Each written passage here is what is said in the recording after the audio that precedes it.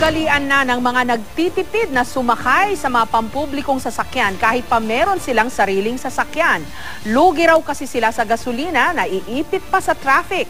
Pero alin nga ba talaga ang mas matipid at mabilis na biyahe sa mga pampubliko o pribadong sasakyan? Live mula sa Quezon City si Cedric Castillo, may paandar. Cedric. Yes, Jessica, mahigit 1.5 oras at mahigit 100 pesos at samahan pa yan ng sangkatutak na lakaran at pakikipagsiksikan yung naranasan natin ngayong hapon dahil sinubukan natin na umikot sa ilang bahagi ng Metro Manila gamit ang iba't ibang mga public transportation gaya ng bus, ng tricycle at ng jeep. At ito ay para may kumpara natin kung ano nga ba ang mas okay na mode of transportation kung public o private na mga sasakyan. Sukatan daw ng maunlad na syudad ang maayos at epektibong public transportation. Dito sa Metro Manila, hindi rin naman daw masisisi ang ilan kung mas pipiliing gumamit na lang ng pribadong sasakyan sa pagbiyahe. Pero alin nga ba ang mas dapat na tangkilikin ng mga pasahero ngayong lahat, private o public transport man, apektado sa masalimuot na problema ng traffic sa Metro Manila? Sa tuwing pag-uusapan ng traffic sa Metro Manila, hindi maiwasang magkaroon ng debate kung kulang nga ba yung regulasyon sa mga private transportation gaya ng bus at mga jeepney, mga taxi o baka naman sadya lang napakarami ng sasakyan o mga private vehicles na dumadaan sa Metro Manila. Ngayon, maghihiwalay kami nitong piloto namin, si Paring Noli, at iikutin namin ang malaking bahagi ng Metro Manila. Siya gagamitin itong private vehicle at ako naman sasakay sa iba't ibang klase ng public transportation dito sa Metro Manila. EDSA Quezon Avenue papuntang rekto sa Maynila, pabalik ng Cubao at diretso sa headquarters ng GMA News ang aming ruta. Unang sakay, bus na biyaheng boundary ng Maynila at QC. Mag-aalas 4 pa lang ng hapon, kapansin-pansing halos wala pang laman ng bus. Ang mainit na sikat ng araw, walang sinabi sa lakas ng aircon sa loob. 12 pesos ang pamasahe hanggang sa boundary sa Mabuhay Rotonda. 15 minutos ang itinagal ng biyahe, kasama na ang makailang beses na pagtigil ng bus para magbaba at magsakay. Okay, so dahil bawal nga yung mga bus patawid ditong Welcome Rotonda, kailangan natin lumipat pa sakay ng jeep. So medyo maglalakad tayo ng kaunti. 8 piso ang pamasahe hanggang makalampas ng gate ng UST.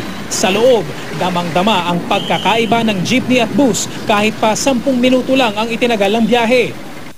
May explanation daw yan bakit ganito yung pagitan ng bakal sa yung sili. Sakto daw yan. Sabi lang okay, narating na natin itong Moraita area dito sa Maynila at more or less mga 30 minutes pa lang yung biyahe natin. Pero ngayon pa lang, malaking tulong na yung panyo o kaya bimpo. Ano na pakiramdam mo yan? Agad na. Pangatlong biyahe, sakay naman ng tricycle. 50 pesos ang special trip. Akala ko, mapapaspasan ako ng hangin simula ngayon. Kahit tricycle, walang lusot sa traffic.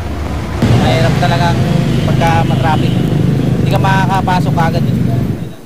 Nang marating namin ang recto station ng LRT, hinihintay na pala kami ng aming kasama. 30 minutos daw ang minaneho ni Noli hanggang dito sa recto. Halos pareho lang sa amin. Ang pinagkaiba nga lang. May parting na maluwag, may parting masikip. Kaya nag-size na lang din ako. So, pinagpawisan ka ba? Hindi, nanakas ng aircon eh. Daya mo. Sa pila ng LRT, ito ang sumalubong sa amin. Hanep, Blockbuster. Hindi man punuan sa mismong pila ng tiket, siksika naman sa mismong entrance ng tren. 14 pesos, mga 10 to 15 minutes mula nung pumila tayo sa baba, nakasakay na tayo ng tren sa wakas. Sa loob ng tren, halos hindi na makapaling ang aming kamera sa sobrang siksikan. Pagdating sa Cubao Station, nararamdaman ko na ang gutom at panlalata. Pero may panghuli pang bahagi ang ating lakbay. Taxi, 80 pesos hanggang sa last stop sa GMA Network. Suma total, halos 1.5 oras na biyahe at 164 pesos na pamasahe para sa buong ikot. Kumpara naman kaya kay Noli, nabilad sa aircon sa buong hapon. Sa tingin mo, magkano yung nakonsumo mo? Siguro sir, mga nasa 150. Diesel? Diesel po.